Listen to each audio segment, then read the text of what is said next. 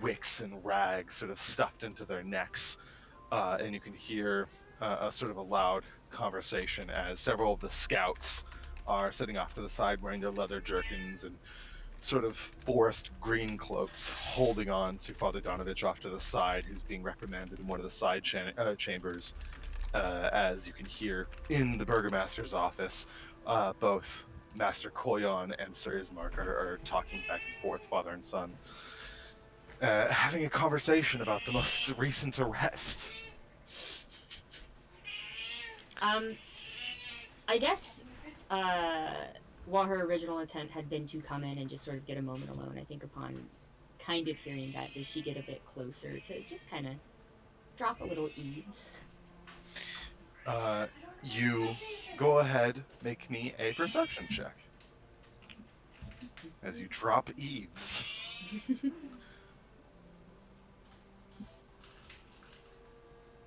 Very good. On a 19, as you sort of get close to the doorway and begin to listen, you hear, I don't know how we're supposed to deal with this in the straits that we're being. I don't think we can take another blow like that. I think you're underestimating the hardiness of our people. Ultimately, his sentencing will need to be public. It is not only for us, but it is for the families afflicted. Sir Martikov was a noble. This means we will need to send our reverences and condolences to his family in Oshnau and Valaki. You're right, but we're hardly in a place to do that right now. What do we do about him in the meantime? The outsiders they recommended we can try to compel him to do some good before he's to hang. And you hear a kind of like a sickly little chuckle a little bit as Master Koyon sits back and says, I won't be holding my breath on altruism out of a serial killer. If he will, that is fine, but we cannot compel him. We'll hold him in private quarters until either he can decide to be helpful or until it is his time to dangle. Until then, house arrest and minimum rationings. And I do mean minimum. Sort of pinches his fingers as he's speaking to his son, and Ismark nods and says, That's fair. Here are the arrangements for the barricades. I think I'm going to take the Elfman. He seems to be handy. I'm going to have him fall back on the western barricade to set it for reinforcements while the others are stationed to the east. And you hear his father nod again and say, That's amenable. Be safe. And there's a gesture that you can sort of hear more so than see, but you can hear that Ismark is getting ready to leave his father's office as his footsteps starts to metallically march closer to the door. I don't think she makes a huge effort to move or anything. Then, sort of passing by and out of it, do you see that Ismark, only for a sliver of a second, startles as he sees you and says, oh, that doesn't seem polite. I suppose it's not, no. And he starts walking, sort of slowly, but sort of looking behind him to see if you're going to be walking alongside him or if you're content to speak with his father. I shall walk with him. I, I should apologize on behalf of the outsiders.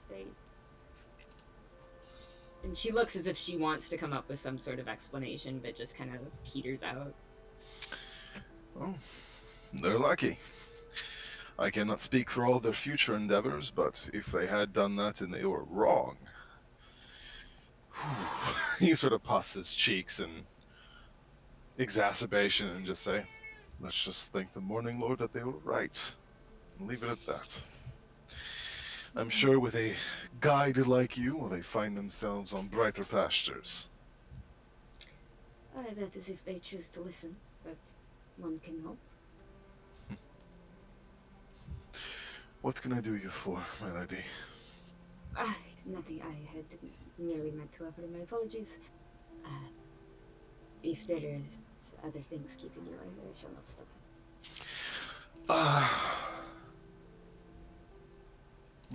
stop. We're pretty scrambled trying to make our last minute preparations. If you would like to help, we have many women who are finishing making the fire bottles. You're welcome to sit and learn from them. Of course. There's nothing else to do. He smiles and nods towards one of the passing help. He takes them by the arm and says, Hi, baby. teach her how to make Martikov cocktails and make sure that we have enough for the west barricade by the time night falls, please. Thank you. And an older woman nods and says, right, come this way then. And she'll start walking with her, and I think there's a brief moment where she kind of, to herself, curses under her breath, realizing that the one thing we were meant to do at the Martikov's house, we didn't do. There's a whole box of fire bombs there.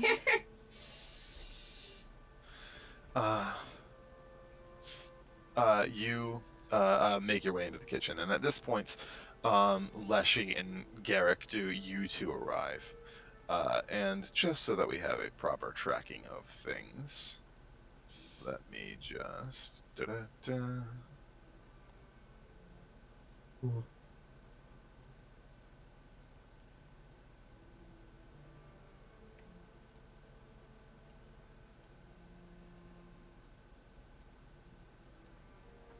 There we go.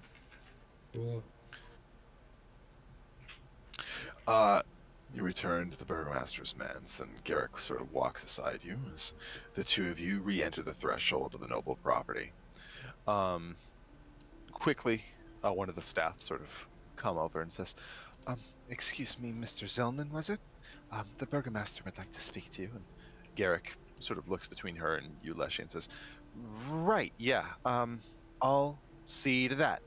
And he sort of nods to you, Leshy, as if to leave you to your own devices before heading into the Burgomaster's office.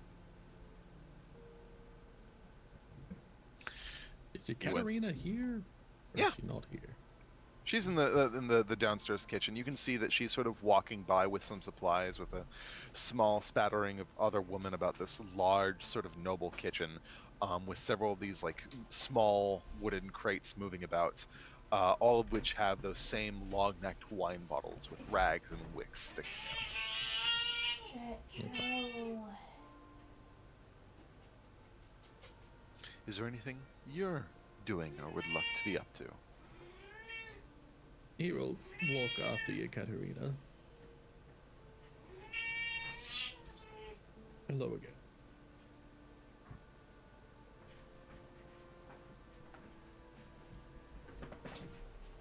Ekaterina? I'm muted. I was talking. I think as soon as she sees you, as she's walking by with this box of supplies in her hands, she let out like a soft huff. Hello again, Leshy. I am sorry for causing you trouble.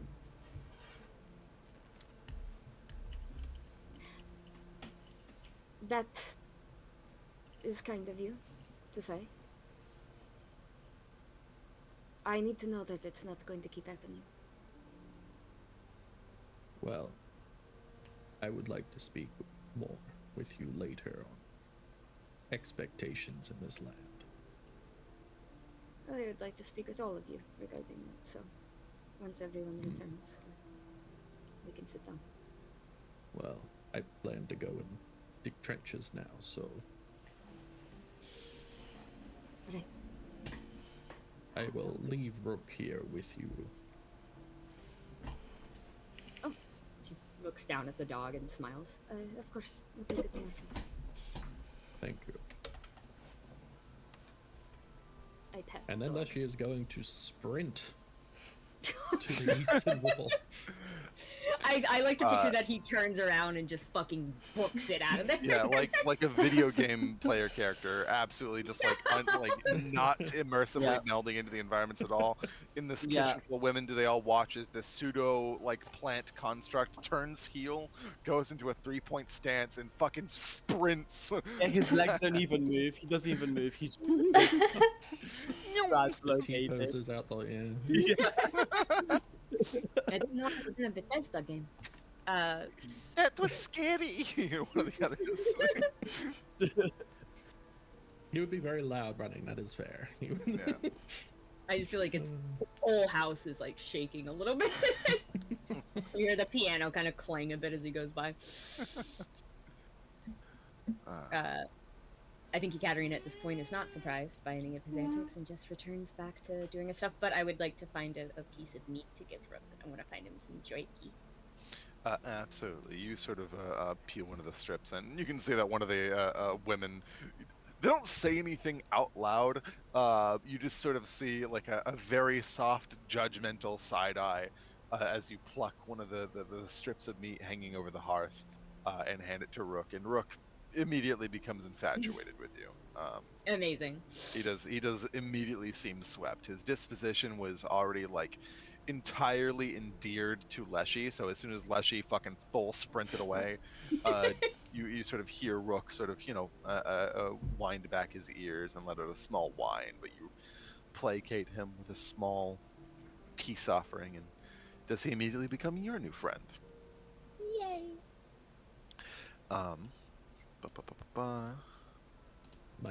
horse, +1 dog. Oh, Hey, that's God. fucked up of you. We're fighting zombies again. This didn't work I out well last time. Swear to God. The last time Ekaterina had an animal around her dead, it did not end well for the animal. Time for a We're Zog. You guys ready to fight a Zog? We're simply going to traumatize her to where she won't get close to animals anymore because they all die. And turn subsequently into Am I? zombies. Yeah. Am I gonna have to obliterate another one of your pets? You better not. The house sort of moves about, more bumbling and lithe, as Ismark sort of comes out with another handful of unwicked bottles, sets them down in the kitchen, takes another one, and as he begins to sort of head out, going back towards the front of the manor, is there a small sort of bump in. At this point, when these two characters begin to sort of interface and interact, I'll say that friend, sort of coming back from your, let's call it a meditation for lack of a better descriptor, your meditation and your tantrum, or not totally, not mutually unexclusive. Appropriate way to express emotions, one would say. Yeah, absolutely, very healthy. Do you return to the village front, sort of ambling about, looking for familiar faces? And inside, you can sort of see, you watch as Leshy runs past you, shovel in hand. Just if slowly look back. you- Just slowly look back towards the house. But in front, you can see that Sir Koyon the Knight is currently sitting there in fervent conversation with what looks to be an older woman who seems to be talking so fast and belligerently that it's like hard to understand her through the absolute like heaping of tears that are in her eyes. Bad. I guess I'll walk up. Probably trying to not seem intimidating to this woman who's already seems to be in tears. Yeah, with your path ahead sort of blocked by this interaction that's on the porch, you get closer and you can hear a little bit more plainly as you approach. Her attention so immediately seems fixated on Sir Kolyan, Sir Kolyanovich, and she says, "I'm so apologize for interrupting you and your guest, but I haven't seen Gertruda since last night, and Nori isn't in the stable, and I think Gertruda's gone never long." And he sort of holds her out and says, calm now, please. If she's gone, we will look for her. And if she didn't make it to Valaki, we'll find her along and we'll bring her home safely. And she sort of nods a little bit fervently and says, please, I don't know what I would do without her. And he says, I have plenty of people that are all working in tandem to make sure that everyone who remains here is safe and soundly. We'll find Gertruda. So right now you need to get back to the Blood of the Vine, right? Night's about to fall, and you need to be indoors. And she lets out a sobbing nod as he sort of gently gestures her to turn. And she does as she begins to step off the porch. Does she finally see you, friend? And you watch as she does sort of flinch a little bit. And she looks at you, sort of wiping some of the tears from her eye and says, oh, you're Yes, the she looks at you with like an expression of like hope as she looks up at you despite your unsettling sort of pseudo monstrous appearance. Do you watch as she sort of holds a hand out, not to like touch you so personally, but almost to like regard you, and she says, oh, you're the godsend, aren't you?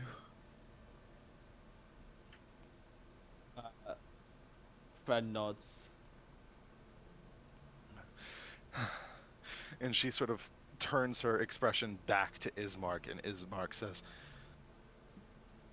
if that becomes necessary, we will use any instrument or resource, and he sort of gestures to you, friends, at our disposal. However, tonight, I'm afraid we have him on much more important duties, as I'm sure you understand. And the old woman nods and says, right. Good evening to you then. And she begins to walk off into town.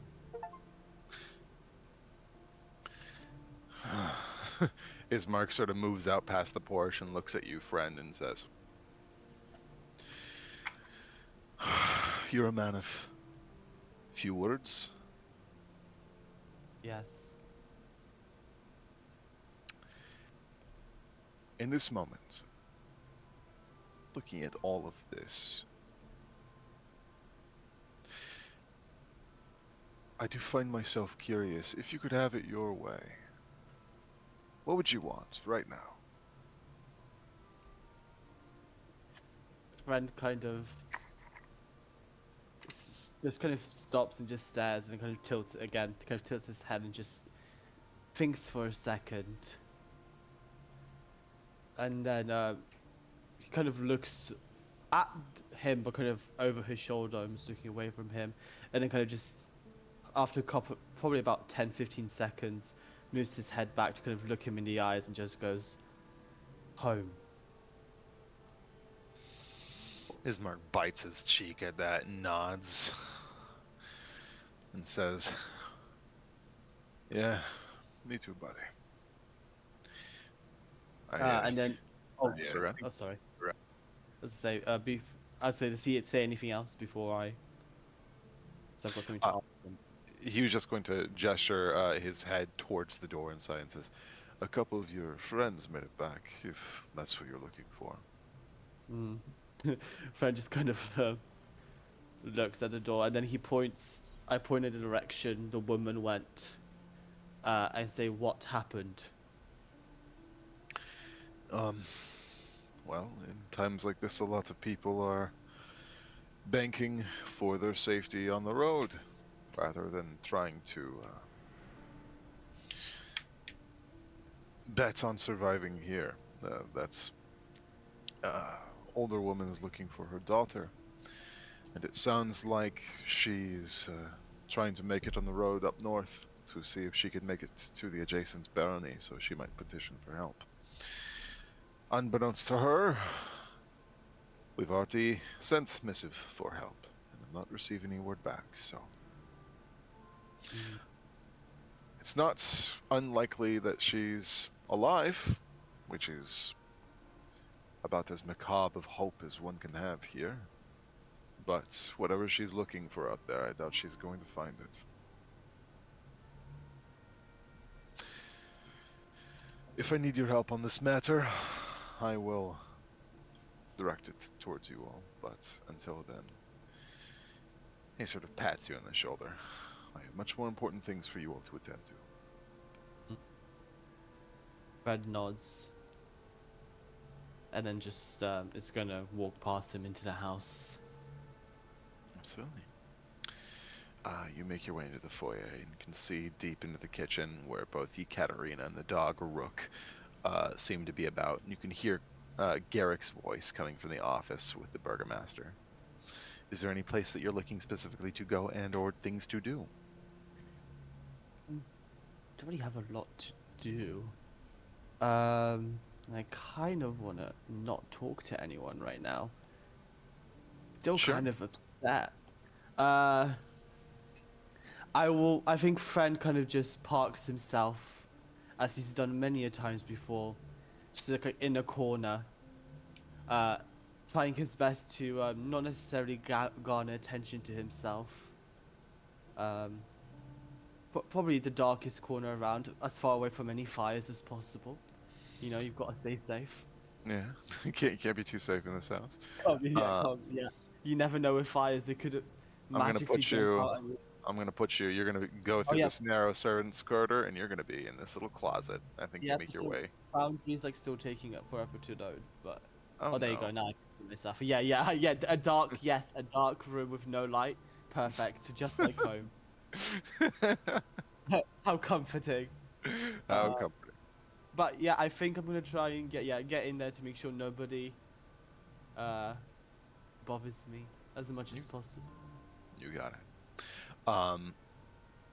Victor, you've spent the small while sort of looking over the formulae in here and assessing what you can do, what you can extrapolate, and what you can sort of adapt.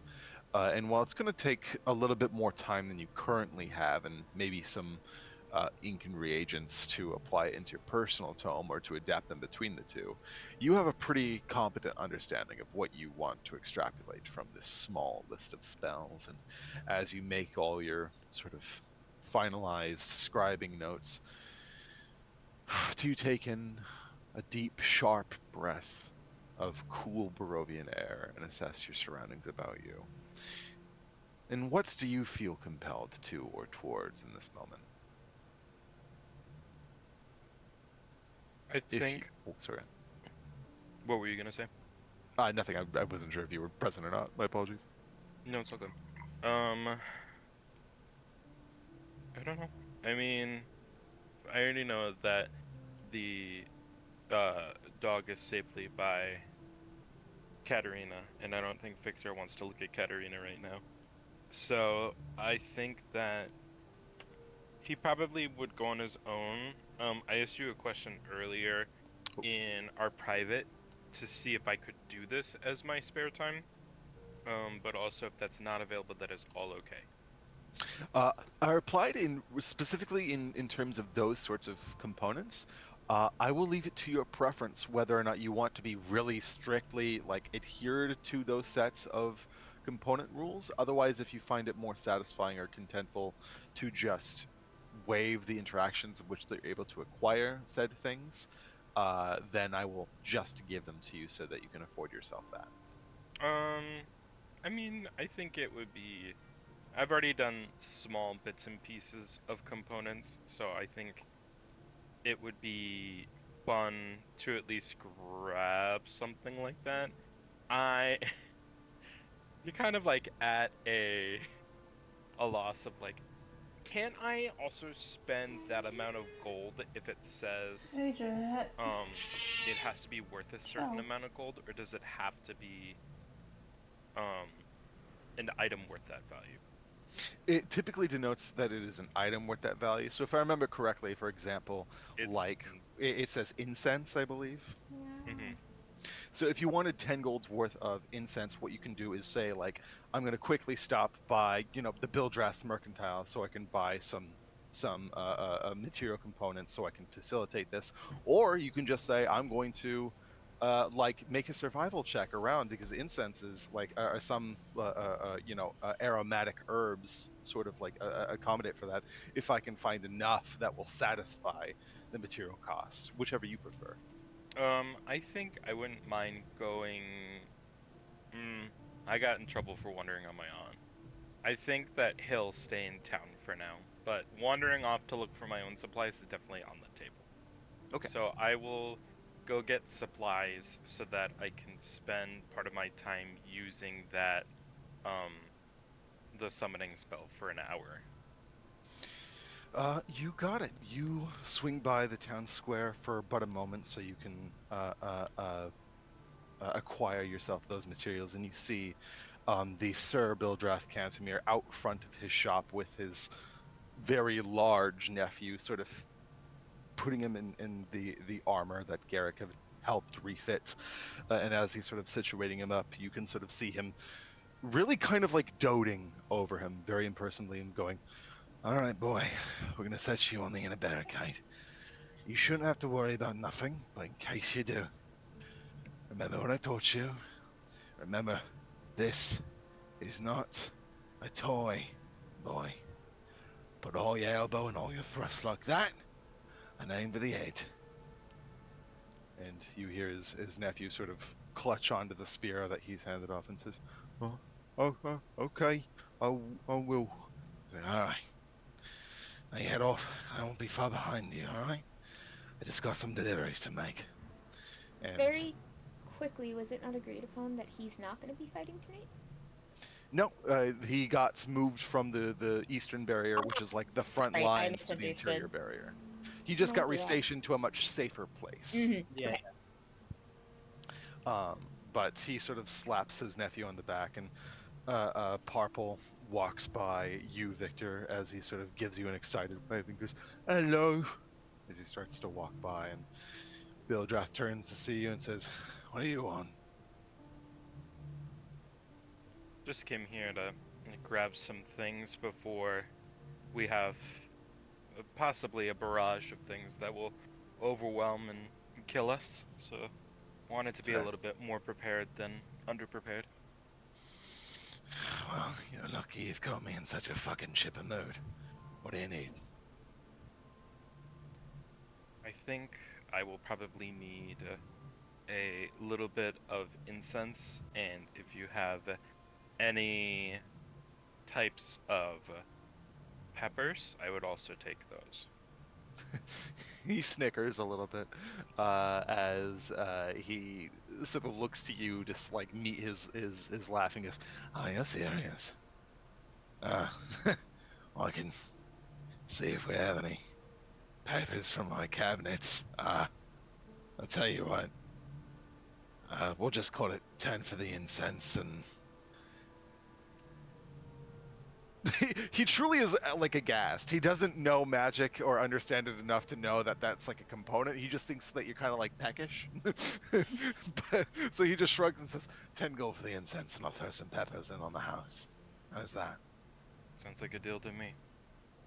Go ahead and deduct 10 gold as you watch Bildrath walk back inside his mercantile, and you sort of size up the interior as he fetches what is a small sort of a cluster of these small sort of packed powder sticks as he sets them in your hand and exchanges hat, and he gives you and says, "If this is going to help keep us all safe, then fight like hell." Victor simply thanks him for the supplies, leaves the 10 gold, and probably just makes his way straight afterward. You got it. Then I'll say, so you're heading to like where your station is going to be for the night then? Yes. Okay. You join the eastern barricade where you can see much is levied up. A small croaking blue-winged raven sort of sits there overlooking Leshy as Leshy is making his way deep into a ditch as fast as he can. Now, Leshy, a shovel stipulates that you can dig about a 5 by 5 foot area out in about an hour. I'm going to say because you're a machine and you can overexert yourself without exhaustion, I'm going to give you 2 spaces. It's still not a lot, and it's still an incredible feat by, like, trenching standards.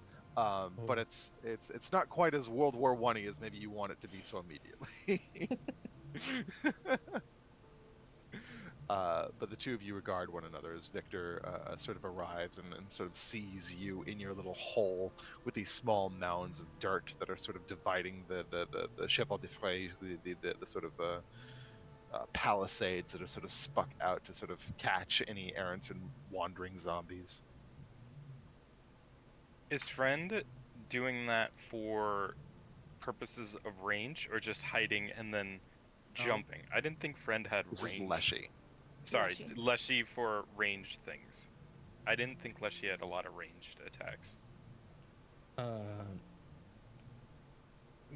May we see the map that we're on?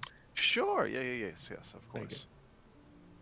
And if you would like to ask Leshy why he's doing it, he would explain it to you. Oh, You're we a all sly hit dog. right. I guess I won't know then. Oh, okay. Victor, no, it's only been like, I would. It's only been like maybe an hour since he got yelled at. I don't think he's in Yeah, a we've zombie all- mood. It's just So funny. I respect it. When Yeah. we finish this fight, I will definitely ask it in Wait, character. that's actually like when so a day real passes. though. Like, how often do you want to have a conversation with somebody after you've all just been in a huge argument? You know. You can't do that again, or I will kill you. An hour later. Okay, so like, can you just like break down the ditch Yeah. for me? I just like level with. Break it down for me. Yeah. What are you doing, bud? Yeah. I think Wait, he let's- would let's try wrap. and he would try and put the ditch somewhere around here where you've put it there, so that the zombies have to crawl up out of it to get to this area. But got it. I don't know. At the end of that, like realizing he isn't going to make as much progress as he wants, he would probably try and pull out these fence posts and drag them around. To what mechanical purpose are you looking for? To block the advance on the wall. Gotcha. Okay, so just make more of those palisades. Yeah, like he would Okay. just drag them in front here. You got it. I will have that notated. Obviously, the poor snap is a farmer. little fixed. That poor farmer whose fields are just about to be exposed. He wasn't using them. But we'll break away then and say that with Kane, you begin to exit the Blood of the Vine, having been sort of satisfied by a nice evening's meal. And I think you do feel like the weight of satiation sort of settle on your stomach, as it has been a hearty spell since you last were able to so heftily imbibe, and feeling yourself reinvigorated by the satiation. Are you left at the town square? Where would Kane go thereafter?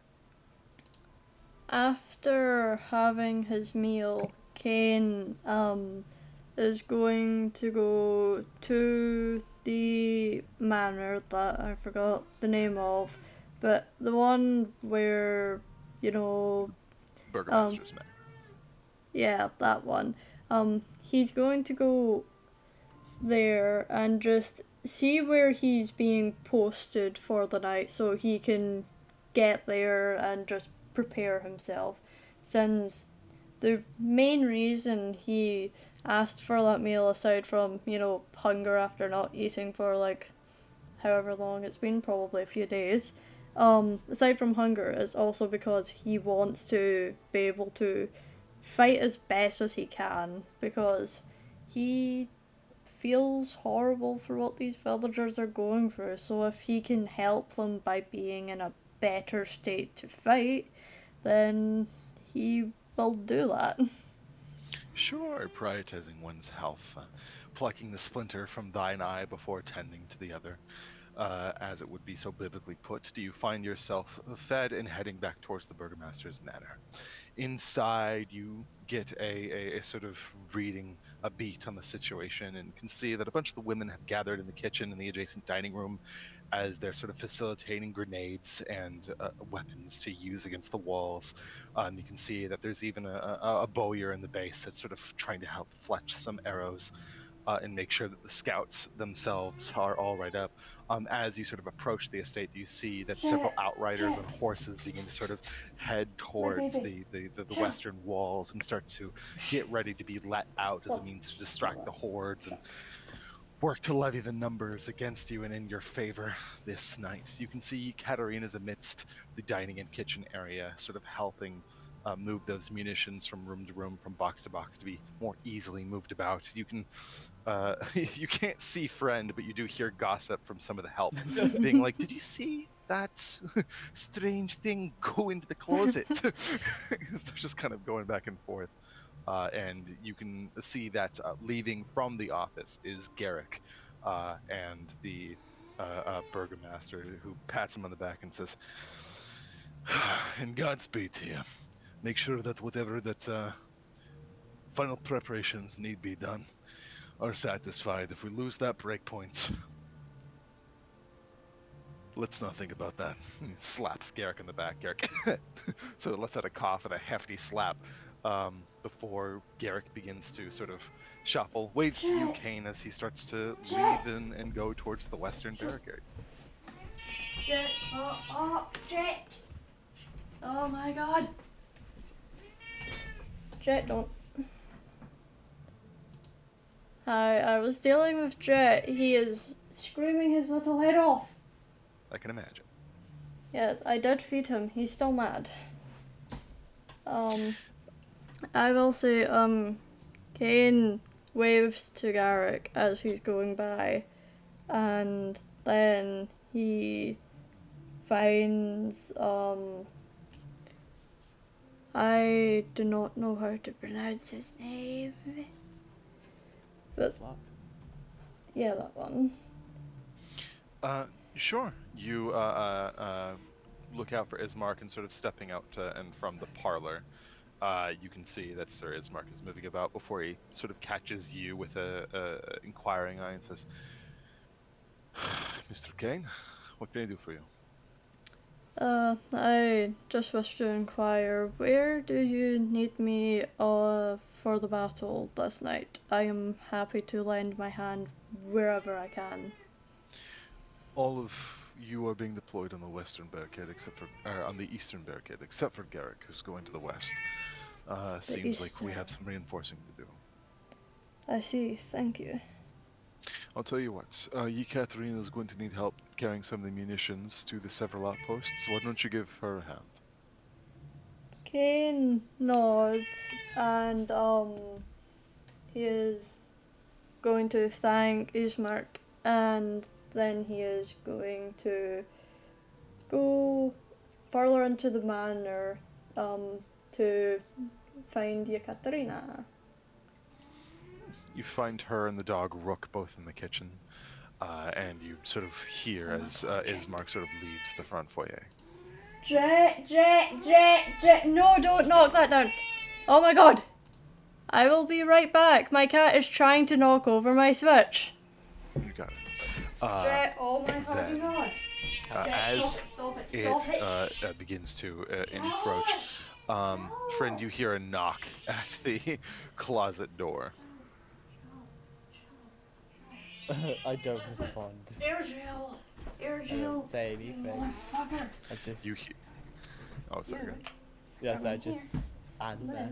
You are going here. ahead. You hear. Either I have the wrong closet, or you're giving me the silent treatment. Bitch. Either which way, it's about time that we need to get a move on. We're losing what last slivers of daylight we have.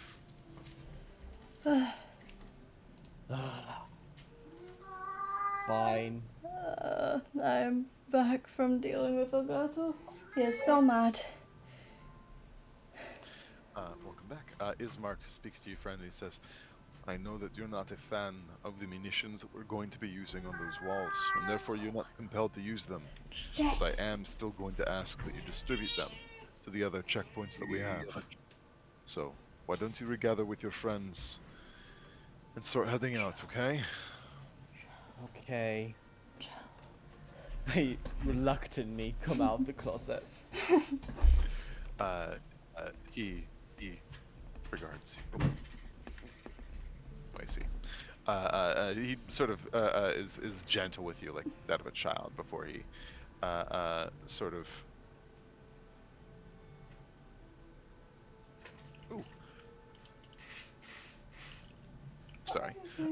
Begins to sort of peel out and does Ismark sort of drag friend along into the kitchen with you ladies, and he sort of picks up some of the crates and hands one to Kane's for you, sir, and hands one to Katerina for you, ma'am, and hands like 4 off to friend. Yeah, I was gonna say I can carry like quite a lot. Oh my god.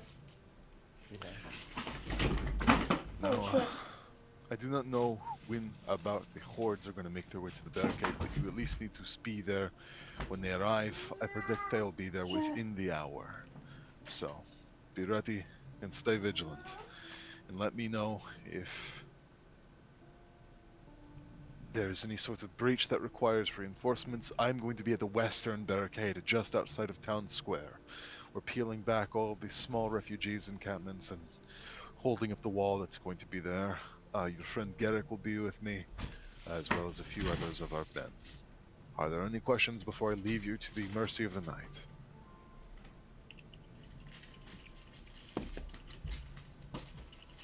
Well, not from me. Friend shakes his head. My Discord went out for a moment there. I don't know if anybody else's did. Chet. Mine did. No, it doesn't look like it. Chet. A skill issue. Aliens confirmed. But no, then he gives you all a nod and sets you off. Hiking up with the munitions, do you all begin to sort of bow away and start heading back up the road?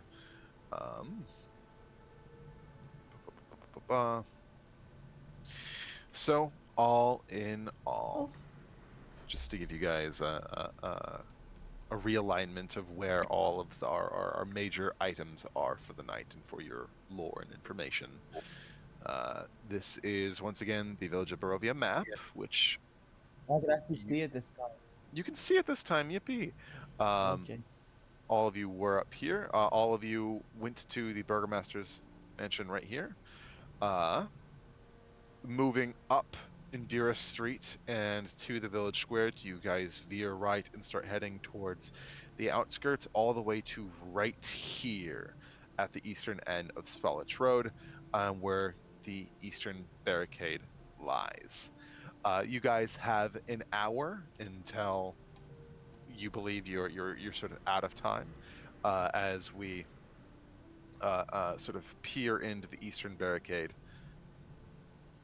And as friend Ekaterina and Kane all approach, holding these boxes of munitions, I think having dropped off a few at a few critical points to where their scouts and outlooks are along the way, you guys probably show up here with 1 box remaining, to sort of set up and use at your own disposal. As you approach, you can see that sitting on top of the battlements of the barricade, with book open and sort of sitting in a small ritual pestle. Victor, are you incanting Wisp? Yes, I will be. Then as your fingers trace those familiar runes leading behind those cold bluish tracers at your fingertips, do you watch as the burning fire that gently singes away at the incense begin to turn into that drafty, icy flame? And as the incense is consumed, do you watch as the embers begin to take shape in the form of the pseudo-corporeal feline friend, as Wisp appears at your side once again? as a out of combat, am I allowed to, in the middle of combat, desummon them? Sure. As long as it's not being used for like a mechanical abuse thing. As long as it's like, yeah, No, absolutely. I just don't want them to get punched. Yeah, But I was that's valid. thinking about doing the pepper to give to somebody for Dragon's Breath, but I was like, I wasn't sure if I would be allowed to do Dragon's Breath and then dip, because if not, that is totally fine and I'm all good. I think mechanically, I think it is a free action to desummon familiars, but I'm not sure if they changed that in 2024. I'll review. I believe if I remember correctly, and give me 2 seconds. I believe you can dismiss it as a action, is which it does like seem that? yes, and that does still seem to be the case. If the general rule of thumb is that if you're looking, and you don't have to. Oh wait, never mind. Sorry. If you're intending to use something as like mechanically to your benefit, that is contributing to combat, like if, for example, I'll set a precedent now with Rook the dog, for example. If you guys want Rook to be a actor and mechanical benefits to you and like join combat in the fray and help you guys kill the zombies and everything, I will allow that. The second you allow Rook to be a combatant, you allow me to treat him as a combatant, which means he is at the mercy of the dice. If you guys don't want Rook to be a combatant, I will do you the mercy of not trying to kill him ever. Yeah. So if you guys would like to hang on to some. Sorry. Anybody trying to put Rook on the front lines is going to lose his shit. So we'll say for this case, then Rook has been kept back at the Burgomaster's Manor until further notice. So if your combo that you're talking about, Victor, if you want to Dragon's Breath your familiar will be considered a combat and will be less lenient about allowing their dismissal because you're effectively making them like invincible in between their breath attacks. No, I guess I was going to use them as my conduit to do a touch on an ally. Oh, I see. And then desummon them for the rest of combat. I will allow that then. Sorry, I thought you were targeting the cat with the chili. I was like, no, that's corny. No, I was like, was thinking about for the zombie giving somebody fire breath, but I don't want to risk getting emotional trauma right after I spent money on peppers. Absolutely. Then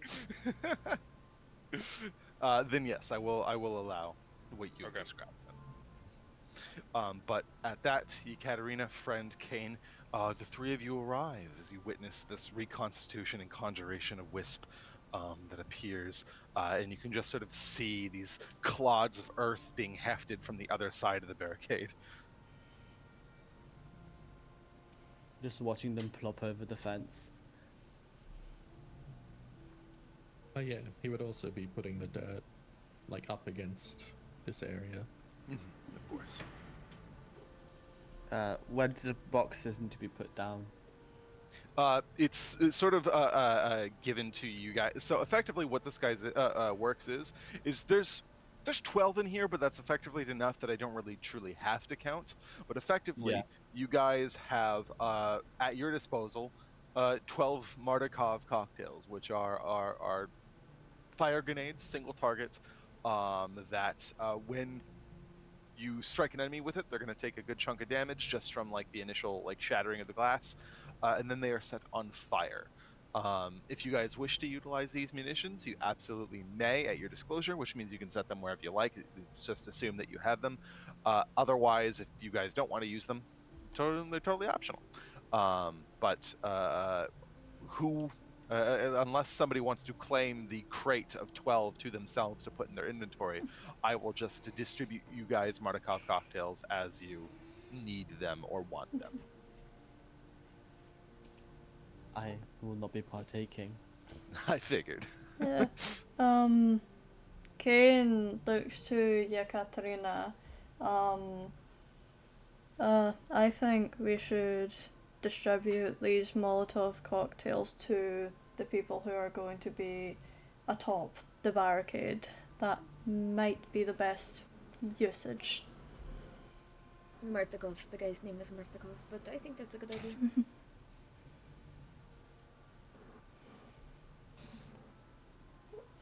Hey, Victor, are you going to be staying up at the barricade during the fight? Most likely. Do you want to make some use of these? Kane says, just gesturing to the crate. I can try. Never thrown anything aside from a blade before, so I'm sure I'll be able to get a little bit more handle on it as the night progresses. Speaking of those, there's still, like, from my understanding, a large supply at Martakov's house. We walked away without them because of the dog. We should, after the battle, Victor's not gonna comment. we should definitely go back and get those.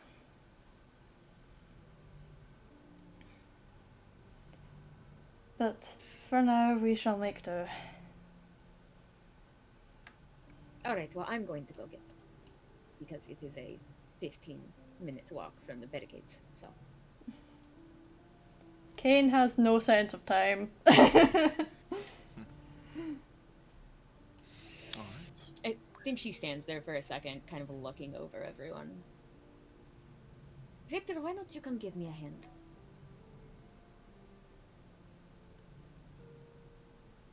Victor stands up for a second and desummons Wisp and slowly hops down. Come on. I was already making my way over.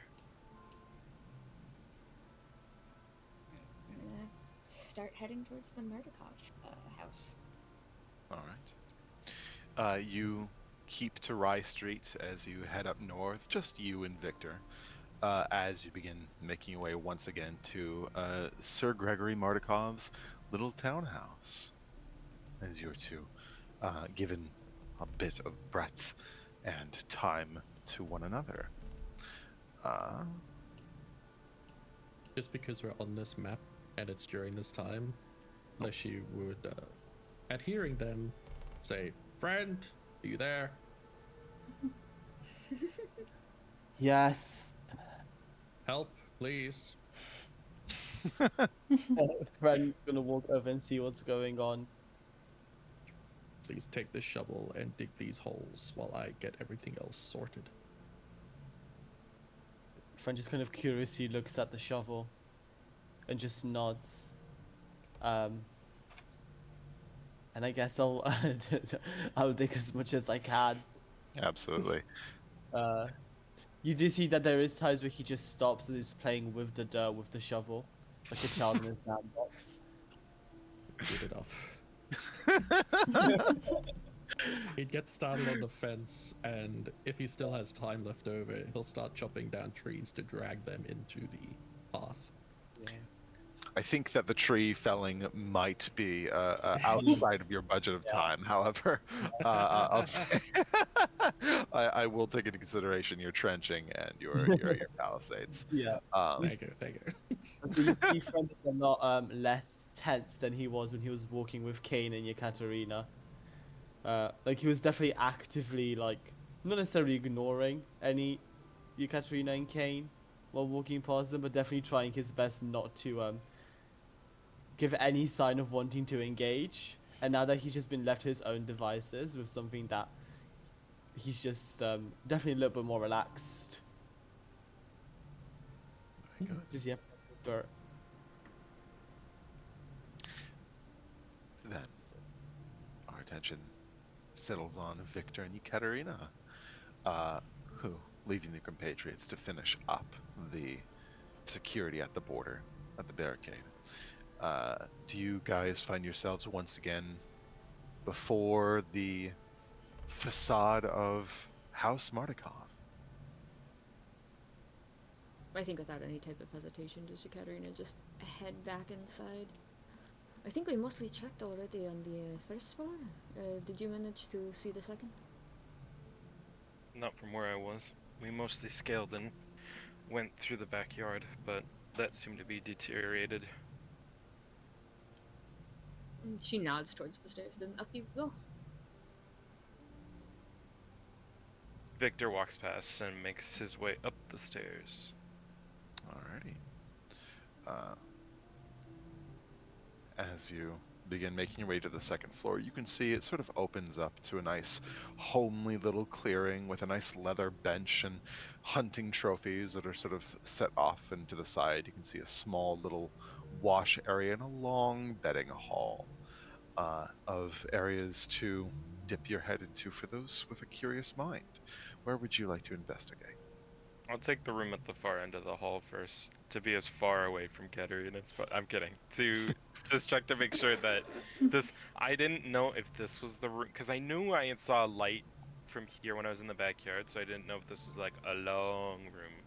Oh, gotcha. This is where I will check first. Yeah, you open up and see that there's a small little closet where you can see that there's a full distillery set up in here. There is a small sort of cut in half barrel that has been sort of placed into the ground with mud that has been used as some sort of hardening agent around its base that is creating something of a vacuum sealing perfect for fermentation. The walls in here are lined with Wizards of the Wine wines, predominantly purpuric, and other sort of like Atsu, like very, very sort of cheap regional wines and everything like that. And with these small little funneling and tubage, effectively, if you'd like, this is brewer supplies that is being kept in here, along with a good chunk of product if you wish to get shit-faced on your own time. But in the corner right next to this distillery, you can see that there's a small sort of box of candles and rags that is being used to make the Mardakov cocktails, and you can tell that this is a small crate of the crate that had gone missing. I found the box you're looking for, and he kneels down, picks it up, and like places it nearby. Good work. I think Katerina's gonna just kind of poke around in these other rooms very quickly. Yeah, you sort of poke into this first one, and this definitely seems to be the master suite, so to speak. It's a large room that seems to have a nice writing desk, wardrobe, standing mirror, bed with footlocker and chest, and a small, what looks to be sort of a vanity wardrobe in the corner. That does not host anything so obviously laid out, but it does seem that despite being the sort of drunken slob that Sir Gregory is often described to be, at least he kept his home in good tidings. There any nice stuff hanging around? Why don't you go ahead and roll me an investigation check? Yeah. Once a thief, always a thief. 20. Wow, perfect, very good. With a 20, you begin to turn this place around. You see a writing desk that seems to have a small array of personal effects. On top of it, you can see is a letter that's been sort of drafted and scratched out a handful of times, mostly by a hand that seems to have like been sloppy or degraded, which, you know, knights typically of this realm are very well read and educated sort of a class of people. However, you're guessing that if this man was as old and alcoholic as people talk about him and about the late night, that you can probably see that maybe he was having some nerve damage that was associating, as he seems to be writing back to his family back in the barony of Wolfrun and the barony of Vallaki. The letters are of little substance, but it seems like he was trying to perhaps reconnect with them in his latter years, but ultimately succeeded on no efforts to actually send any of these letters. Throughout the rest of his personal effects, you do find a wardrobe of nice clothing that seems to be strewn about. You find his sword of office that sort of has, and this is interesting. While the coat of arms for House Mardakov is a sort of flanking two columns of blue strikes that are supposed to be representative of the Sur Falls, with a black raven sort of dividing, flying northward on that. You find his sword of office, which is a beautiful longsword that's hilt has sort of been engraved in such a fashion as to make the crossguard look like raven wings. And the I think it's called the chap. The chap looks like a raven's beak sort of eating up on the base of the blade.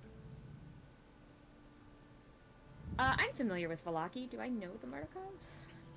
Yeah, you know that you've never been to like their noble estate because they actually do have like their lands are in the barony of Wolfrun. But you do know that not the Martikovs, but like the son of the patriarch of House Martikov and his wife lives in Valaki. Okay, then I'm going to pocket those letters to deliver later.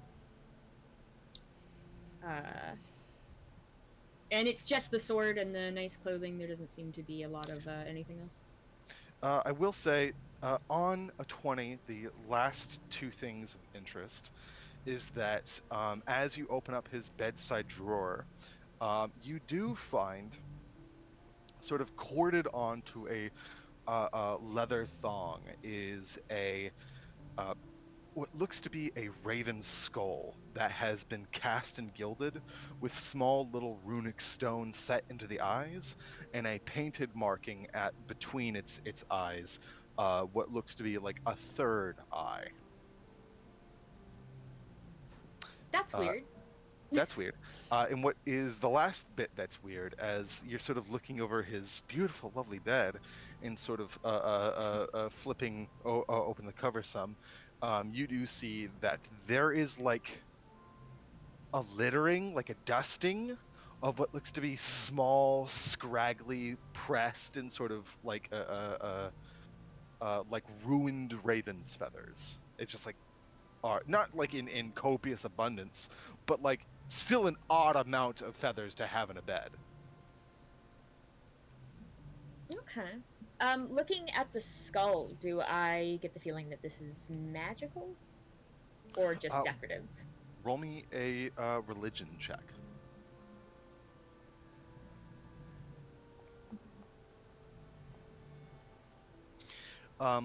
You think that you've seen this. There's a lot of raven iconography throughout Barovia. This does not look dissimilar, maybe from those proper effigies that you've seen about. You don't probably think this is a magic item of sorts, but you do know that it's something sort of held preciously.